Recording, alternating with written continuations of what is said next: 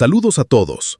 En este video analizaremos a fondo un acontecimiento que ha marcado un antes y un después en la historia eclesiástica reciente: las consagraciones de la Fraternidad Sacerdotal San Pío X. ¿Qué llevó a este grupo a tomar una decisión de tal magnitud? Desglosemos las raíces de este conflicto y las consecuencias de un acto que desafió directamente a la Santa Sede. Hoy desglosaremos las raíces de este conflicto, examinando la historia, los documentos y las consecuencias de un acto que desafió directamente a la Santa Sede. El 1 de julio de 2026, la Fraternidad Sacerdotal San Pío X, también conocido como lefebristas, cruzó el punto de no retorno al consagrar a 4 nuevos obispos sin mandato papal. Ignorando las súplicas directas del Papa León XIV, la organización selló su destino: el cisma formal y la excomunión automática. Para justificar este desgarro en la unidad de la Iglesia, la fraternidad apela a una supuesta crisis de fe y a un estado de necesidad. Sin embargo, un análisis riguroso de los hechos revela que esta teoría es una falacia. Hoy analizaremos cómo el propio fundador, Marcel Lefebvre, llegó a aceptar los documentos del Vaticano II para luego traicionar su propia firma, dejando a su movimiento en una rebeldía que carece de base canónica y teológica. A menudo se presenta a Monseñor Lefebvre como un héroe que jamás cedió ante el Concilio Vaticano II, pero la historia dice lo contrario. El 5 de mayo de 1988, Lefebvre firmó un protocolo de acuerdo con el cardenal Joseph Ratzinger. En ese documento, Lefebvre se comprometió por escrito a: 1. Ser fiel a la Iglesia y al Romano Pontífice. 2. Aceptar la doctrina del Magisterio contenida en la sección 25 del Lumen Gentium sobre el Concilio Vaticano II. 3. Reconocer la validez de la misa y los sacramentos promulgados tras el concilio. Lefebvre, por tanto, ya había aceptado el concilio. Sin embargo, apenas un día después de firmar, se retractó unilateralmente. ¿Por qué? Porque su prioridad no era la doctrina, sino asegurar el control de su propia estructura mediante la consagración de obispos sin permiso.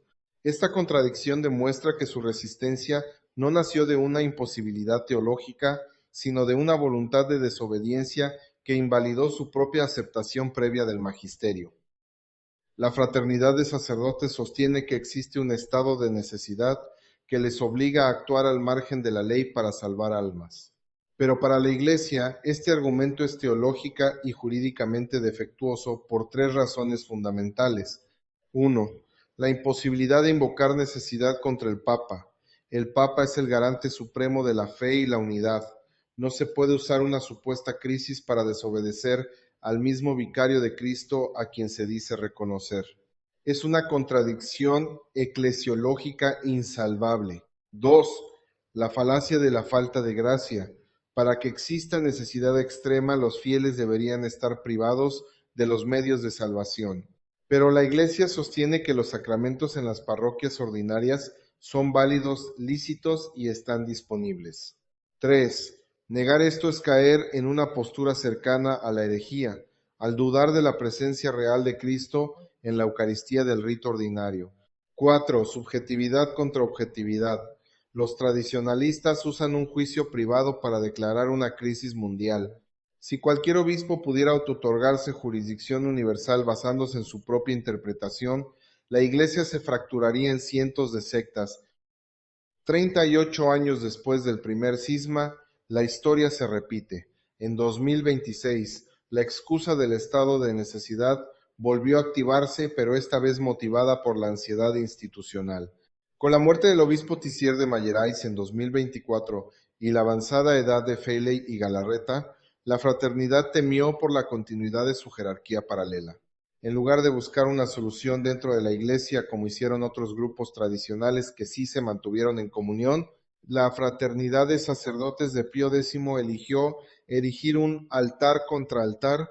Ignoraron las facultades pastorales que el Papa Francisco les había concedido para confesar y casar, concesiones que ahora, tras el acto cismático de 2026, han sido revocadas e invalidadas por Roma.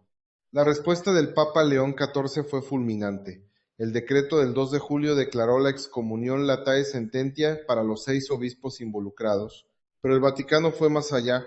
advirtió que los laicos que se adhieran formalmente al cisma incurren en la misma pena. Al declarar que sus confesiones y matrimonios son inválidos, el Vaticano deja claro que la desobediencia de la fraternidad no tiene base legítima. Sin embargo, como madre solícita, la Iglesia ha fijado un protocolo de retorno.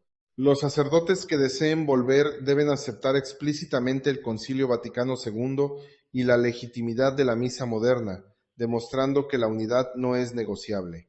El cisma de 2026 revela una verdad incómoda.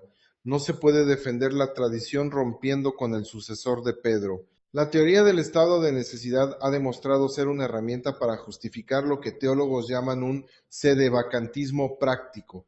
Al final, la fidelidad a Cristo exige la comunión con su Iglesia.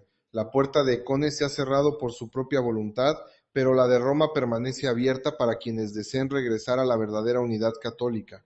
Gracias por acompañarnos.